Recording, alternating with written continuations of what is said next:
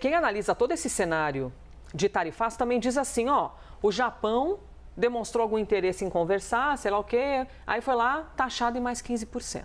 Aí a Índia também colocou-se à disposição, não sei o quê, aí foi lá mais 25%.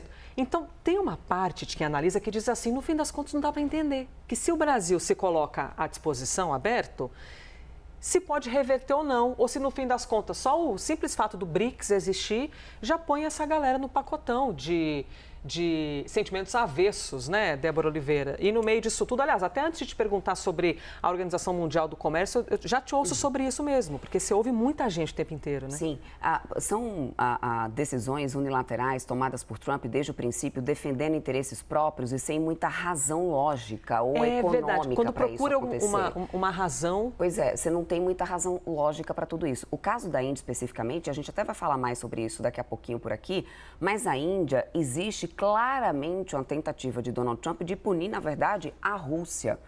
Porque Trump tem um interesse, e foi uma promessa dele de campanha de que ele iria acabar logo nas primeiras 24 horas a guerra entre Rússia e Ucrânia. Ele não conseguiu muito sucesso nisso e ele tem tentado, de alguma maneira, sancionar a Rússia, tentando cercar, de alguma forma, a Rússia. O que acontece? A Índia compra muito petróleo da Rússia. O Brasil também entra nessa situação, mas eu não vou dar mais detalhes do que isso, que a gente vai falar mais lá para frente sobre isso. Mas, nesse caso, pegando a Índia como exemplo, que você muito bem citou, Elisa, tem essa situação. Ou seja, por mais que a Índia estivesse disposta a negociar, por outro lado, a Índia também negocia petróleo com a Rússia. Então, aí ele vai lá e tenta utilizar isso como um argumento para poder, no final das contas, aumentar a taxação com a Índia. Mas muito por causa disso, porque a todo momento Donald Trump tem defendido interesses unilaterais e é isso que já tem feito por todos os lugares, né, do mundo, terem surgido contestações, inclusive como é o caso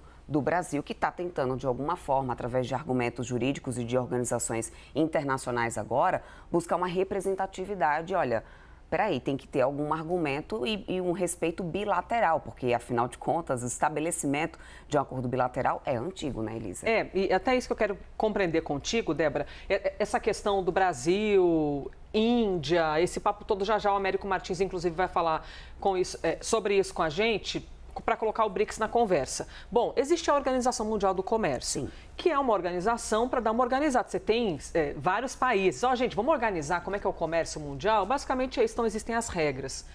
Que para Donald Trump não significa muita coisa. Porque desde que ele entrou, OMS, tchau. Tchau no sentido de não concordo com o que dizem.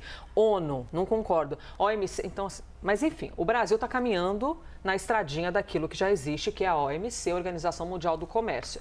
Acionou os Estados Unidos na organização por causa das tarifas de 50%. Na vida real, o que significa, Débora? Na prática, Elisa, é uma representatividade diplomática e automaticamente o Brasil deveria realmente fazer isso por uma questão de posicionamento diplomático, tem embasamento jurídico para que isso aconteça? Tem. Porém, na prática, isso não traz muito uma solução do D0 para a gente. Inclusive, mais cedo eu estava conversando com o Welber Barral, ele que já esteve aqui, né, essa semana com a gente, especialista em direito internacional. E ele me alertou de uma coisa, Débora, leva pelo menos uns 3 anos um processo como esse, daqui em diante. 3 anos? Até chegar a uma solução, até chegar... Caramba. Ou seja, pode até passar do atual governo para um próximo governo. Mas por que é importante, então, o Brasil recorrer a esse tipo de representação? Porque dependendo do que venha lá pela frente, o Brasil já vai ali, de alguma forma, encaminhar para buscar uma defesa do seu posicionamento nesse mercado global.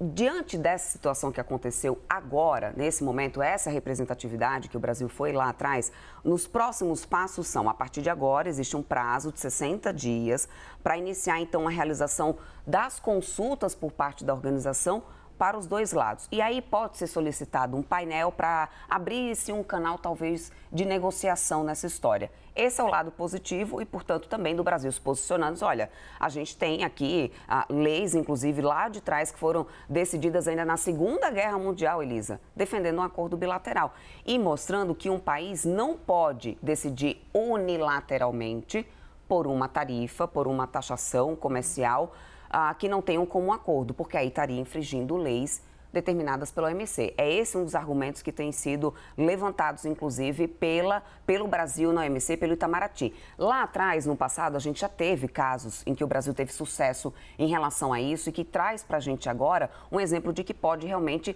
dar certo. Mas tem o ponto que a Elisa levantou aqui nesse momento, que é a paralisação que a OMC se encontra diante da falta de reconhecimento do Donald Trump para determinadas organizações internacionais. Para além disso, o efeito prático para tentar mitigar qualquer prejuízo para o nosso setor, os nossos setores que são afetados, ele não traz tanta efetividade, porque leva muito tempo para que isso se resolva. Por isso, de fundamental importância, esse plano de contingência que agora foi dado aval por Lula e que a gente está aguardando aqui a nota técnica para entender o que vem pela frente de ajuda, porque no D0 é isso que a gente precisa agora, Elisa.